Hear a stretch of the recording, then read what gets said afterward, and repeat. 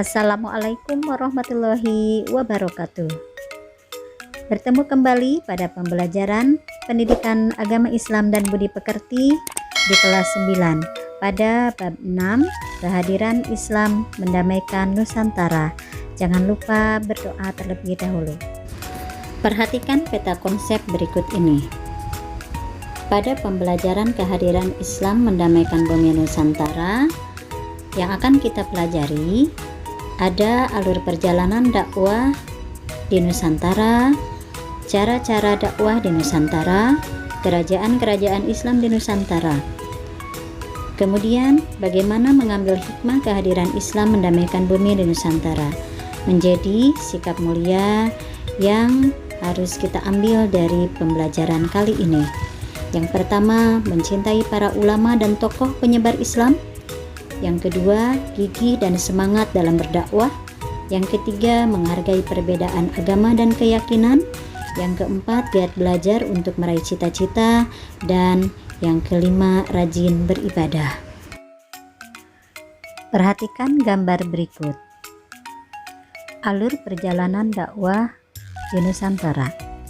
Indonesia dikenal sebagai negara dengan penduduk muslim terbesar di dunia. Padahal, jika kita melihat sejarah lahirnya agama Islam yang dibawa para nabi, Indonesia tidak begitu dikenal. Namun, berkat kegigihan para dai dan ulama, perkembangan Islam di Nusantara begitu pesat sampai saat ini. Bagaimanakah alur perjalanan dakwah di Nusantara? Sejak zaman prasejarah, penduduk Nusantara dikenal sebagai pelayar-pelayar tangguh yang sanggup mengarungi samudra lepas. Menurut catatan sejarah, pada awal Masehi sudah ada jalur pelayaran dan perdagangan antara kepulauan Indonesia dengan berbagai daerah di Asia Tenggara. Namun, wilayah Nusantara yang menjadi lintasan penting perdagangan adalah wilayah Nusantara bagian barat, yakni Malaka dan sekitarnya. Para ahli sejarah mencatat bahwa Islam masuk ke Indonesia melalui jalur perdagangan. Sebelum Islam datang, Nusantara berada dalam pengaruh agama Hindu dan Buddha. Pengaruh-pengaruh tersebut berdampak pada pola hidup masyarakat di Indonesia. Namun, dalam perkembangannya pengaruh Islam jauh lebih kuat daripada pengaruh agama Hindu-Buddha. Masuknya agama Islam di Nusantara melalui jalur perdagangan berlangsung dengan cara damai. Ajaran Islam mudah diterima dan mendapat perhatian dari penduduk Nusantara. Berbagai sumber sejarah menyatakan bahwa agama Islam sudah masuk ke Indonesia pada abad ke-7 Masehi. Namun, keberadaan para pemeluk ajaran Islam menjadi jelas pada abad ke-13 yang ditandai dengan berdirinya Kerajaan Samudra Pasai di Aceh sebagai kerajaan Islam yang pertama. Bersamaan dengan itu, datang pula para pedagang yang berasal dari Timur Tengah pada abad ke-7 Masehi atau sekitar abad ke-1 Hijriah. Malaka menjadi pusat utama lalu lintas perdagangan dan pelayaran. Mereka tidak hanya berdagang, tetapi sekaligus berdakwah menyebarkan agama Islam. Dengan demikian, agama Islam telah ada di Indonesia ini sejak abad ke-1 Hijriah. Proses masuknya Islam di Indonesia berjalan secara bertahap dan melalui banyak cara.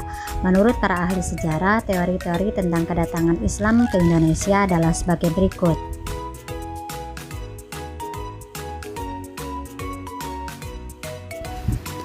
Islam berkembang di Indonesia oleh berbagai golongan, diantaranya para pedagang, mubaligh, sufi, dan para wali. Di antara sekian banyak wali, yang terkenal adalah Wali Songo atau Wali 9. Berikut ini adalah nama-nama Wali Songo. 1. Sunan Maulana Malik Ibrahim. 2. Sunan Ampel.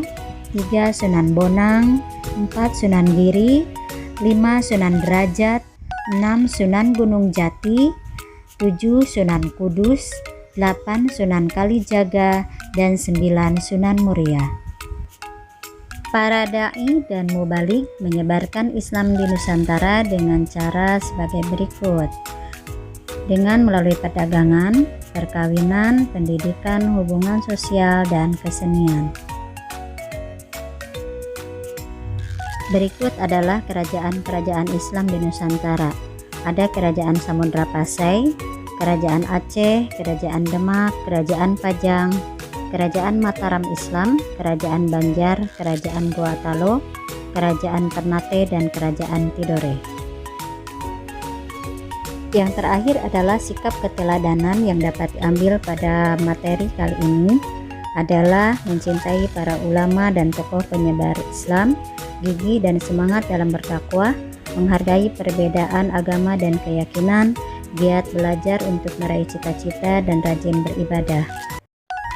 Sekian materi kali ini, semoga ada manfaatnya. Terima kasih. Wassalamualaikum warahmatullahi wabarakatuh.